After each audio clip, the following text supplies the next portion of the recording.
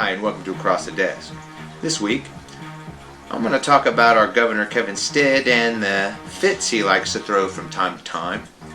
And we have an interesting one that has to do with the Chickasaw Nation, a flyover ramp on I-35, and the temper tantrum that our governor has been throwing.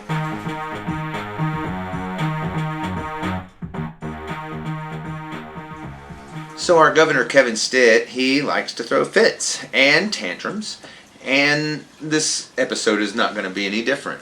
So I don't know if you've seen the season 1 of this show, but we did a few episodes called Stitt's Last Stand, and that had to do with his total fiasco when he went after the 35 tribes here in Oklahoma, wanting to renew their compacts on the gambling and everything. Well, it went about like Custer's Last Stand, pretty much, and ended up losing a third of the state in the process, and just a big, huge, chaotic mess, and all because he wanted to renegotiate these deals that Oklahoma had already put in, and he totally wanted to renegotiate them.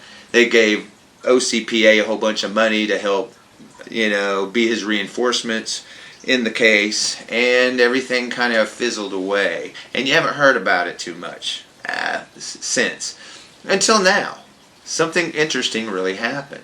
So let's put in, there's a $17 million project, and what it is they want to put in a flyover ramp on I-35, so it goes from I-35 over to Highway 9 in Norman. And this flyover ramp is right by the Chickasaw Riverwind Casino over there. I think that's Riverwind.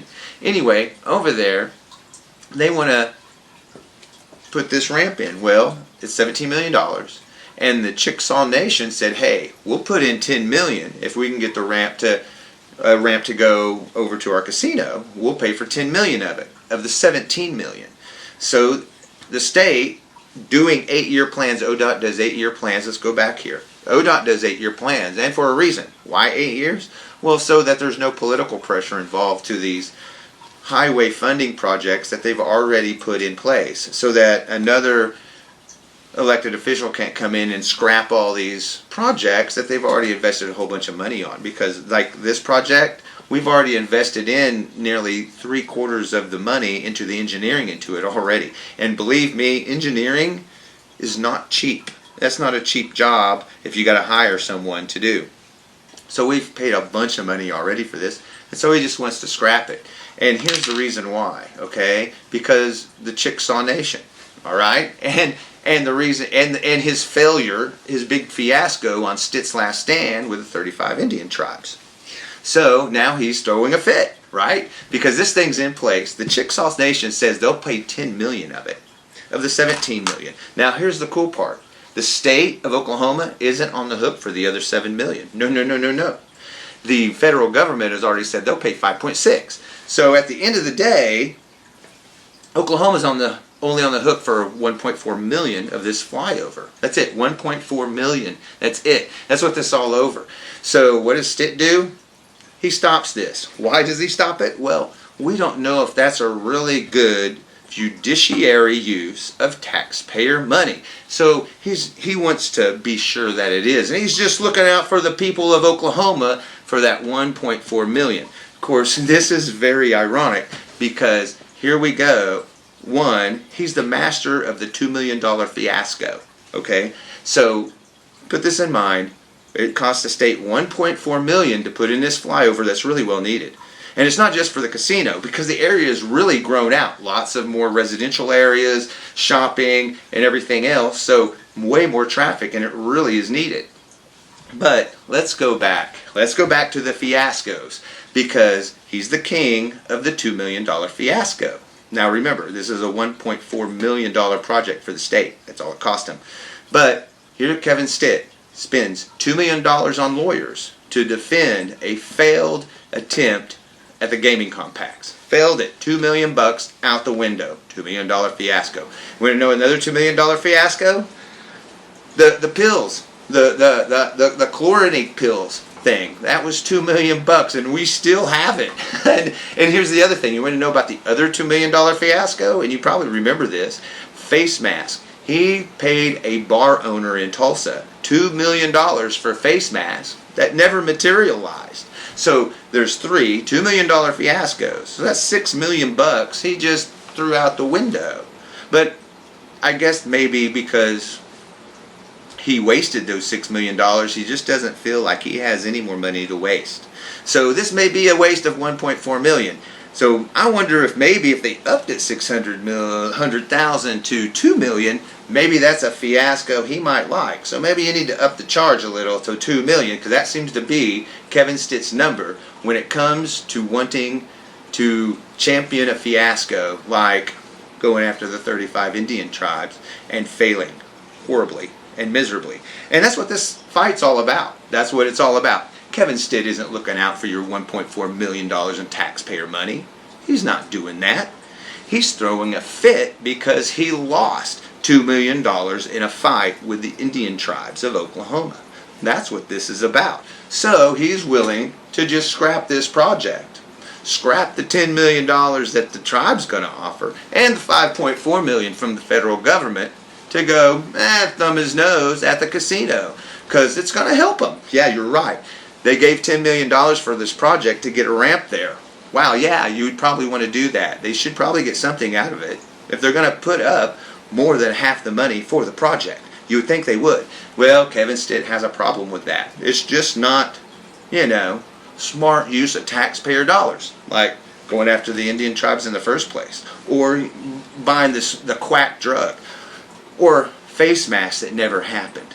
So that's what we have with our governor, Kevin Stitt. He's kind of, he throws fits, and he has tantrums. And then he wants to dodge all that and blame it all on, I'm looking out for the Oklahoma taxpayers, $1.4 million. He's not doing that. We all know what's going on with this. He's throwing a fit. And that's exactly what this is all about. Even the guy in ODOT, he's an engineer there who's also a Chickasaw. And his McCaleb, he's a Republican, used to be in the legislature at one point in time. And he's an engineer by trade. And now he's with ODOT. And he's a head scratcher for him too. Hey, I don't know why he's doing this, because this was already in the works. We've had everything going. We've got most of the engineering done. We've even got the funding in place. It's a no-brainer. But Stitt wants to put, the monkey in the wrench and screw it all up, because that's what Republicans do. That's what conservatives are about. Using the power of government to harm those they deem as against them, or enemies, or perceived, because that's what they are. The Chickasaw Nation, that's somebody that opposes Stitt. So Stitt, in his right mind, using the power of the Oklahoma GOP platform, he's going to use the power of government to harm those that he seems are against him. That's exactly what he's doing, using the power of government to harm those that he deems are against him. That's exactly what he's doing. It's pretty much conservatism 101. And that's exactly what we have here. He's going after them. He's going after them. And he's going after them in a way he thinks is going to harm them, because, hey, he got slighted in that deal with the 35 Native American tribes here in Oklahoma. And that's exactly what this is all about. See, because here's the thing. And this whole thing goes like this. This wouldn't really have happened. We wouldn't have had Kevin Stitt had this power if the legislature in 2019 gave him extra powers to do whatever. And they did that. They did that for the COVID stuff and everything else. So the legislature put in an Emergency Powers Act to give him all these new powers. Kind of like they did in Star Wars with Chancellor Palpatine. Yeah, just like that kind of. So now he's got all these extra powers, and he's able to get his people into ODOT. And now ODOT gets to decide on these projects, not like it used to be before. So since that guy is Kevin Stitt's kind of warding away, he's kind of part of the administration. So now Kevin Stitt has a way through, with this law that they passed, to have more power in these agency heads that they haven't had before. Because used to be, you'd go through like commission or the Senate committee or whatever else, and they'd go through it that way. The governor really didn't have a lot of power in these things, and it's in this law that they passed, which is probably pretty good, where we have 8-year time windows on these projects, and that's to keep out the political influence that was draining our treasury in the state. And it was, hey man, 70s, 80s, there were pet projects. You would go in there, I know. You would go in, you'd see all these paper rolls everywhere else, and they'd say, what are those? Well, those are projects that we had, but then were scrapped later by politicians, because they wanted their brother-in-law, son, uncle, whatever, nephew to get the job. So it's kind of what they did. Well, they stopped all that. But now we're kind of back to it, since we gave Kevin Stitt a whole bunch of extra power through the legislature, emergency powers, to be able to buy things like quack drugs and face masks. That's how that happens, because they gave him a whole lot of unilateral power to do that.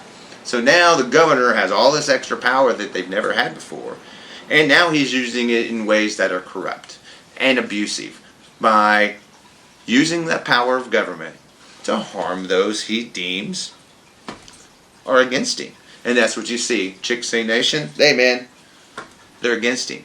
So I can't let him have this. I can't let him have this flyover ramp. I don't care if it costs the state $1.4 million and everybody else is paying for this big old project. I don't care. It's going to help them out in the end. They're going to get this off-ramp going right to them. And they're going to be able to benefit from that. And since they are a perceived enemy of Kevin Stitt just can't let that happen. So that's why he's put a stop to it. And that's where we're at now in the process of this flyover ramp on I-35 down in Highway 9, that's Cleveland County, Oklahoma. So there you go, and there you have it. Hey, it's the Stitt fit, and that's what we got right here. A big O tantrum, a big O fit being projected out by Kevin Stitt. This is Across the Desk. I'm Kit Fairchild, and we'll see you next week.